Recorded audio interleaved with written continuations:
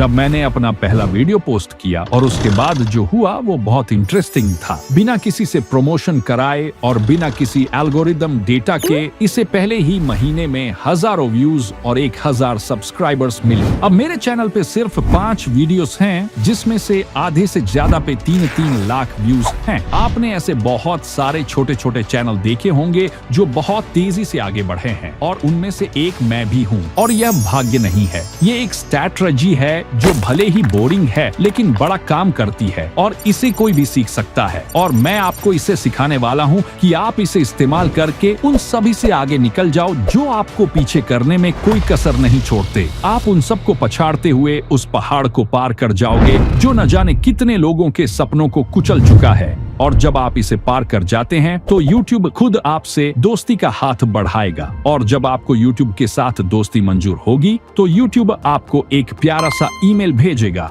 Welcome to the YouTube partner program, जिसके बाद आप बन जाएंगे यूट्यूबर बाबू। लेकिन मेरे दोस्त, जितना आसान तुम सोच रहे हो उतना आसान यह नहीं है। जो लोग तुम्हें पहले महीने में ही या कुछ ही दिनों में 1000 सब्सक्राइबर्स पार करते दिखते हैं, उनमें से एक भी ऐसे लोग नहीं होते जिन्होंने बस अभी अभी YouTube के बारे में जाना और चैनल बनाया हो और फिर महीने भर में ही चैनल मोनेटाइज कर लिया हो। जो लोग आपको तेजी से आगे बढ़ते हुए दिखते हैं, उनका चैनल भले ही नया हो लेकिन उनका तजुर्बा पुराना होता है, जिसे हम एक्सपीरियंस कहते हैं। जो लोग आपको फास्ट ग्रो करते हुए दिखते हैं, उन्हें इस सब की जानकारी होती है जो उन्होंने बहुत सारी गलतियां करके सीखी होती है। लेकिन एक मिनट रुकिए, आप कहना क्या चाहते हैं? क्या मुझे भी 1-2 साल गलतियां करके सीखना होगा? नहीं, इसमें तो काफी सारा समय निकल जाएगा। तो फिर मुझे क्या करना चाहिए जिससे मैं कम से कम समय में सीख सकूं? Good question. तुम्हारे सभी सवालों का जवाब है इस वीडियो में। इसके वजह से न जाने कितने सारे छोटे छोटे क्रिएटर्स उन 100-200 व्यूज में अटके रह जाते हैं और अंत में YouTube छोड़ देते हैं। यह एडिटिंग नहीं है, ना ही स्क्रिप्ट है और ना ही आपका टाइटल और थंबनेल है। लेकिन अगर इसे ठीक से नहीं किया जाए तो यह चैनल पर व्यूज और सब्सक्राइबर्स को फ्रीज कर देता है। और अगर इसे ठीक से किया जाए तो यह चैनल को 10 गुना तेजी से बढ़ा सकता है।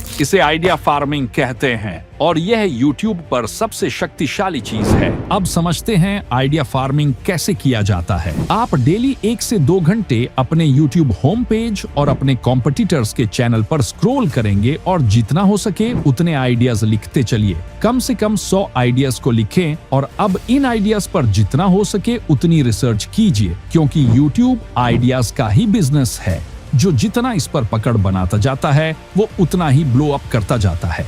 इसीलिए मैं कितनी बार कह चुका हूँ कि YouTube पर सबसे पावरफुल चीज अगर कोई है तो वो वीडियो आइडिया ही है। क्योंकि देखो, वीडियो आइडिया से ही आपका टाइटल और थंबनेल बनता है और टाइटल और थंबनेल ही YouTube होम पेज पर दिखाई देगा, आपके वीडियो का कंटेंट नहीं। वीडियो आइडिया ही आपका टाइटल और थंबनेल डिसाइड करता है। अगर आपका वीडियो आइडिया खराब है तो आपका टाइटल और थंबनेल अपने आप खराब हो जाएगा। चाहे आप थंबनेल को कितना भी आई कैची बना लो, कोई उस पर क्लिक नहीं करेगा, क्योंकि आपके जैसे थंबनेल्स उसे कई सारे दिख रहे होते हैं। वह क्लिक उसी पर करेगा जिसकी उसे जरूरत है। चलो मैं आपको इसे प्रूव करता हूँ। आपने YouTube खोला तो आपके सामने कितने सारे थंबनेल्स दिखे होंगे, लेकिन आपने इन्हें इग्नोर करते हुए इस थंबनेल पर क्लिक किया। तो आप मुझे बताइए, क्या यह थंबनेल उन सभी थंबनेल्स से बेहतर था? बिल्कुल भी नहीं।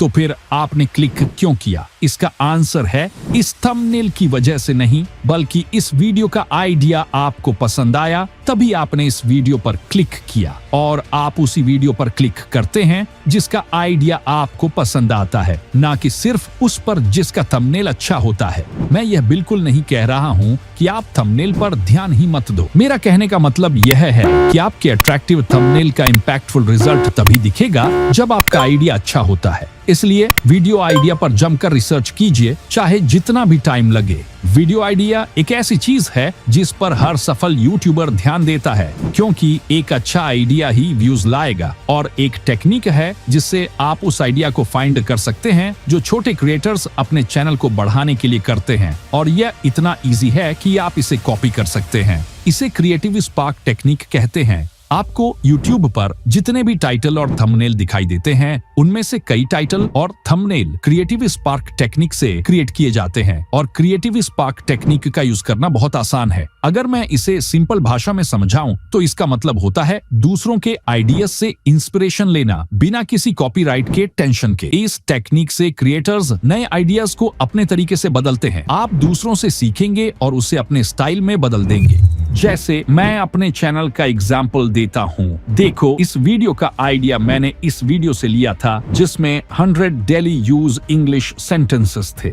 मैंने इसमें कुछ क्रिएटिविटी का यूज किया और इस आइडिया को अपने चैनल के लिए 100 फेसलेस चैनल आइडियाज में बदल दिया, जो बिल्कुल काम किया। और इसे काम करना ही था क्योंकि जिससे इंस्पिरेशन लिया था वो पहले से ही काम कर चुका था। अगर आपको लगता है कि यह सिर्फ लक था तो यह देखो, मैंने इसे चेक करने के लिए अपने एक दोस्त को भी वही आइडिया दिया और आप देख सकते हैं कि उसने अपने चैनल पर इस आइडिया को ट्राई किया और उसका चैनल हाफ मोनेटाइज हो गया। अब आप इसे लक नहीं कह सकते। मैं आपको जितने भी टिप्स देता हूँ मैं उसका प्रूफ जरूर देता हूँ ताकि आप बिना किसी डर के मेरे द्वारा बताए गए टिप्स को यूज कर सके। और मैंने जितने भी वीडियोस दिए हैं आप देख लेना, सभी में प्रूफ मिलेगा। प्लीज बिलीव मी, मैं आपको कभी भी गलत रास्ता नहीं दिखाऊंगा। आपके पास सैकड़ों वायरल आइडियाज हैं, बस आपको छानने का तरीका आना चाहिए ताकि आप सबसे अच्छे आइडियाज पर काम कर सको। मैं ऐसे ही आइडियाज को फाइंड करता हूँ और सभी आइडियाज को इन 5 सवालों से गुजारता हूँ। पहला सवाल, क्या यह आइडिया मुझे एक्साइटेड कर रहा है? अगर आप इस आइडिया पर काम करने के लिए एक्साइटेड नहीं हैं, तो आप अपना बेस्ट नहीं दे पाएंगे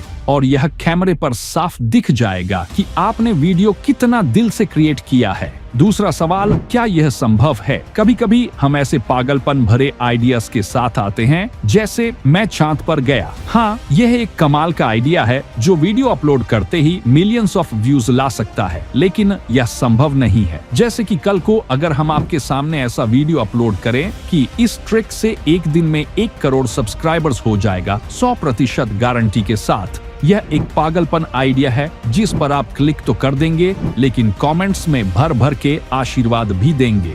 इसलिए ऐसा आइडिया सिलेक्ट मत करना जो सुनने में कमाल का लगे लेकिन पॉसिबल ही ना हो, नहीं तो आशीर्वाद मिलने पक्के हैं। तीसरा सवाल, क्या इस आइडिया से रिलेटेड कोई YouTube पर वीडियो है जिसे अच्छा खासा व्यूज मिला हो? अगर हाँ, तो यह एक अच्छा संकेत है कि आइडिया काम करेगा। चौथा सवाल, क्या इस आइडिया के लिए अच्छा टाइटल और थंबनेल बना पाएंगे? अगर हाँ, तो यह आइडिया ठीक है और आगे काम किया जा सकता है। पांचवा सवाल, इस आइडिया की डिमांड कितनी है? अगर आपने ऐसा टॉपिक सेलेक्ट किया है जिसमें ऑडियंस की डिमांड कम है, तो आपको व्यूज भी कम मिलेंगे।